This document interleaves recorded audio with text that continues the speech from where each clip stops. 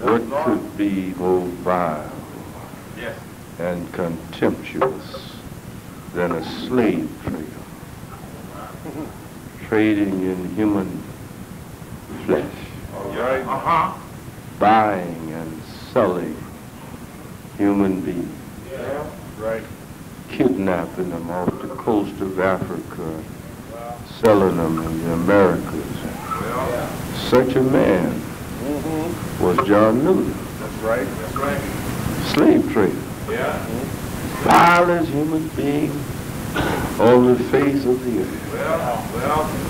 But one day,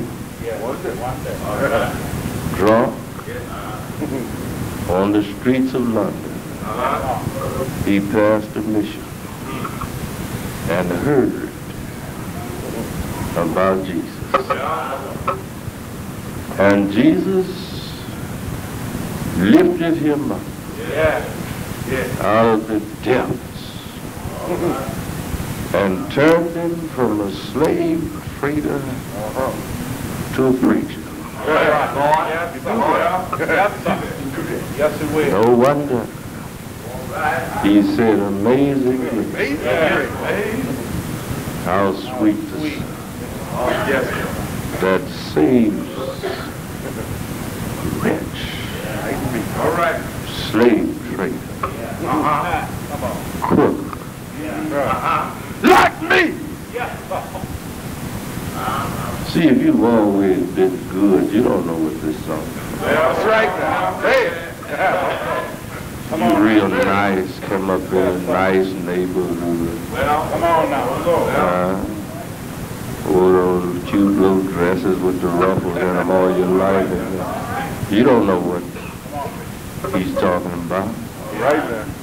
You have to have been through many dangers, toils, and to understand this song. Then he said, I didn't bring myself. I didn't bring myself. My good friends didn't bring me. My bank account didn't bring me. My education didn't bring me. Political influence didn't bring me. Thought me safe thus far. And I ain't got no other plan for going home. I'm going to depend on that same grace that brought me this far. I don't have any other scheme for getting home. Peter put them all out of the room and knelt down and prayed. Then he turned to the body and said, Tabitha, get up. She opened her eyes. When she saw Peter, she sat up. God's mighty act of raising Dorcas. In the 9th chapter of the book of Acts, verses 36 through 42, as seen in our bulletin, is our text today. Peter, still in that vicinity where we last left him, where he had brought about the healing of Aeneas in Lydda. Joppa is just a few miles from Lydda. It was the seaport for Jerusalem, ancient seaport, same Joppa where Jonah caught the boat when he was running from God. That same Joppa. But here there was a woman, member of that church in Joppa. name was Tabitha. That's her Aramaic, her Hebrew name. And her Greek name is Dorcas. And this means doe, that is a female deer. Right. This name suggests beauty and grace. And I'm sure she was a graceful person in that church. And, she was a devout Christian woman. But she got sick. And in spite of all that the church could do, she died. Dorcas was dead. And it's strange how this occurred. When Dorcas died, they didn't even call Pipkins. All right now. Caldwell Kirk, none of them. They just washed her body and laid her in the upper room. Now. You know, there's something about upper room Come on. in Christianity. Something about the upper room. Rose and I visited the upper room where Jesus and his disciples took the Last Supper, and where they toiled until the Spirit came. We visited the upper room. It's something about being in the upper room has a strange effect upon you. And so they put her in the upper room and sent 2 men to Joppa to get Peter. Now, I don't know why they sent for Peter. After all, he wasn't an undertaker. But they sent for Peter. You see, Peter was a servant of Christ Jesus and one of Jesus' closest followers. I mentioned this morning, you know, Jesus, we studied this morning, where Jesus had this same incident with Jairus, whose daughter had died. And when he went in, he just carried Peter, James, and John with him, and the parents, and that's all. And I've been hearing it all my life. I don't know, but a lot of people have grumbled about that. Why Jesus, when he went to these special things in his life, just carried Peter, James, and John? You know, that's he had 12 disciples, and that's kind of playing favorites to take just Peter, James, and John. I know we would say that because we say it all the time. That was favoritism to just take Peter, James, and John. And I told them in Sunday school exposition this morning that as soon as they get Jesus to explain why he just carried Peter, James, and John, I'll explain why I have certain people I work with. Just as soon as you get Jesus to tell you how come he had Peter, James, and John, then I'll tell you why I have close friends, close workers with me. This was something that Jesus did. Well, anyhow, Peter was over there in Joppa, and they sent for him and told him to come on with us right now. Come on now. And you know, it seems like whenever the Lord works, and I say this morning too, strange thing about how God works, you can get all the hurry you want, it's already too late. Already too late. Yeah, Jairus told Jesus to come. I want you to come. My daughter is sick, and she's dying and all that. And Jesus walking along there, you know. He didn't hail no taxi to run over there. He just walked on down the road, big multitude of folk all around him. Some woman came up in the crowd and touched his garment. Yeah. And when she touched his garment, that woman had been hemorrhaging for 12 years. Now, I know what hemorrhaging is. I had bleeding ulcers for 10 years. I know the hemorrhaging. And I know it don't take no 12 years for you to get weak with the loss of blood. I know the room will spin in just a little while. And here, 12 years, this woman had been bleeding. She just kind of snuck up behind Jesus in the crowd. Didn't say anything to him. Didn't make any appointment with him. Just came up and didn't say nothing, just touched. She said, if I can just touch the hem of his garment. That's all I want to do. See, she'd been to all the doctors in the neighborhood.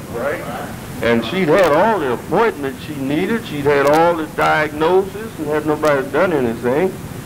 But here was one, she said, I just want to touch just the border of his garment. And did it. And thought she was sneaking away, and Jesus stopped and said, somebody, who touched me? That's right. Yeah. Peter said, Lord, you know, sometimes you can say some of the most ridiculous things. With all this crowd of folk around you, folk everywhere, all around you, bumping into you, and you gonna sit up here and stand up here and say, who touched you? In all this crowd? Jesus said, I didn't say who bumped into me. That's right. I said, who touched me? Right. Come on, Pastor. There's a difference between bumping into somebody and touching them. He said, I'm not talking about who happened to jostle me in the crowd. Somebody touched me, and they wanted to touch me. And when they touched me, they got something. I felt something leave me. I felt some virtue go. That woman touched him, and he felt something.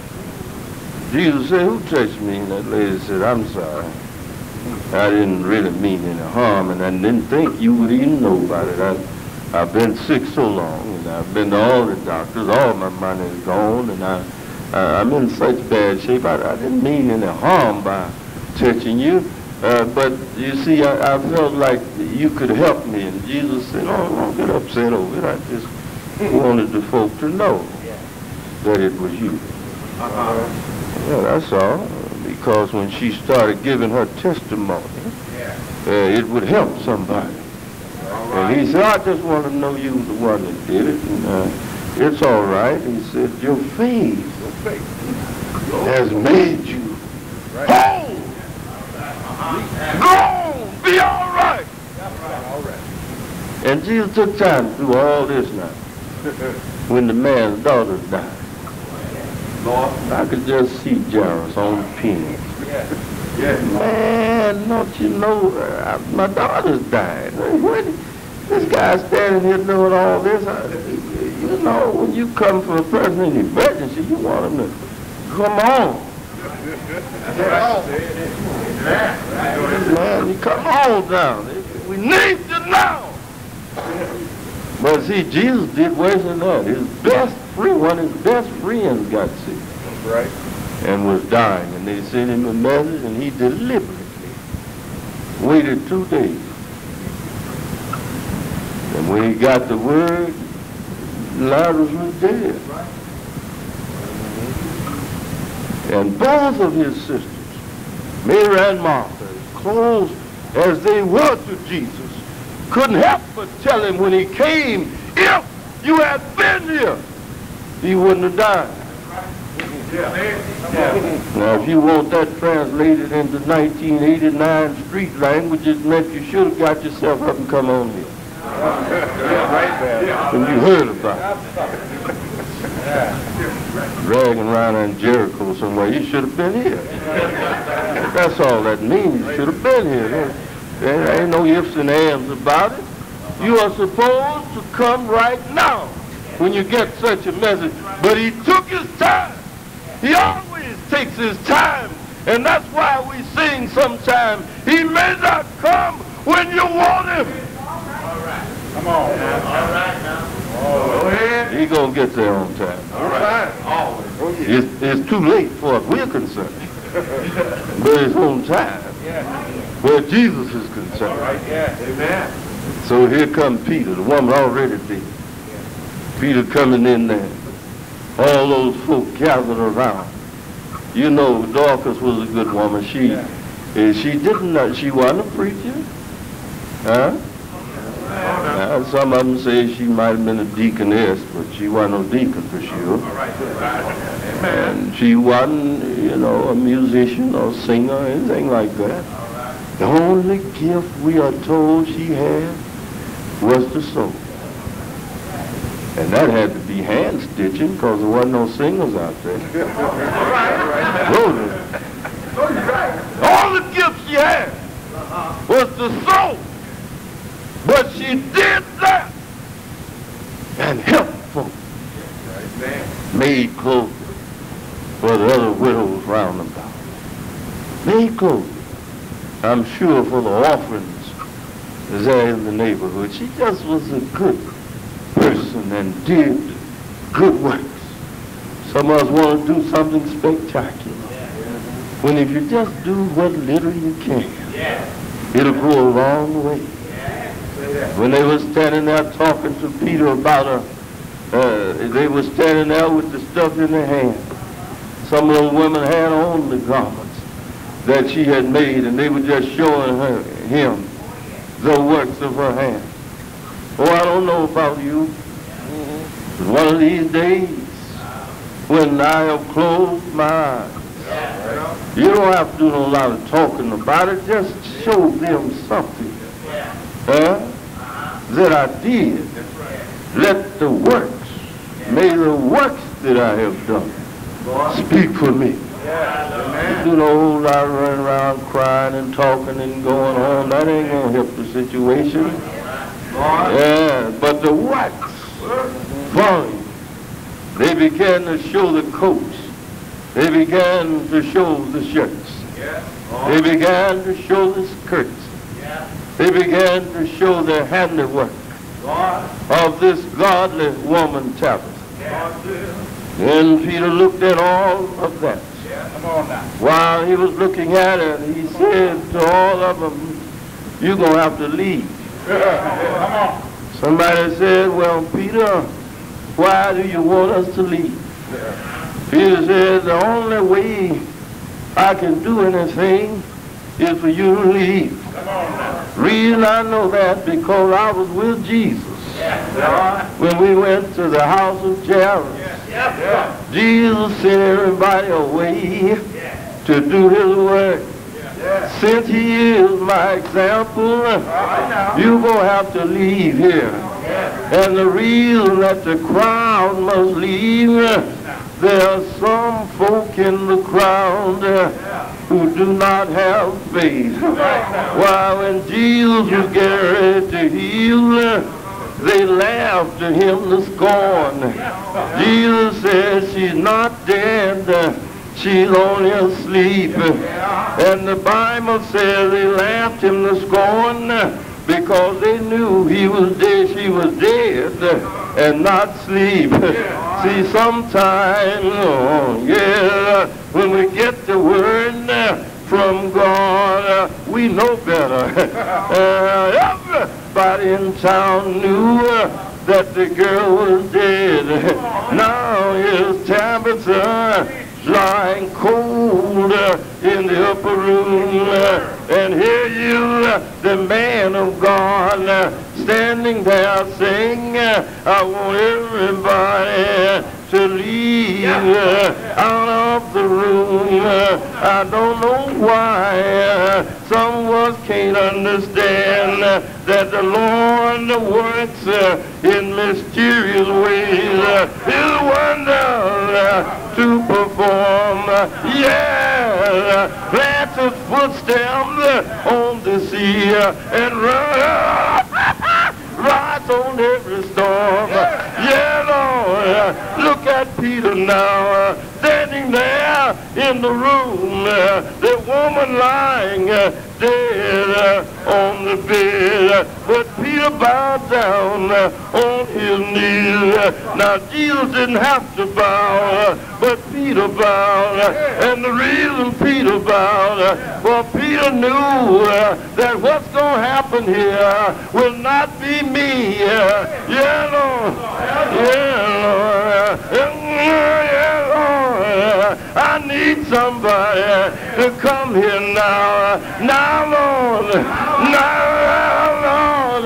Here I am in this death room. Now, Lord. Now, Lord. Here I am. I'm bowed down as low as I know how to bow. Yeah, it's in your hands. Oh, Lord, every now and then you have to put it in his hands. Yeah, Lord. Now, Jesus, you take over. When he talked to Jesus, he felt a little better and turned around and said, Tabitha, Tabitha, get up, child. Get on up from there. He's able. He's able. He's able. He's able. He's able. He's able. Open blinded eyes. Able. Unstop death. He's able. Make lame men walk. Able. Make dead men live. Yeah. Yeah. Lord, the church is open.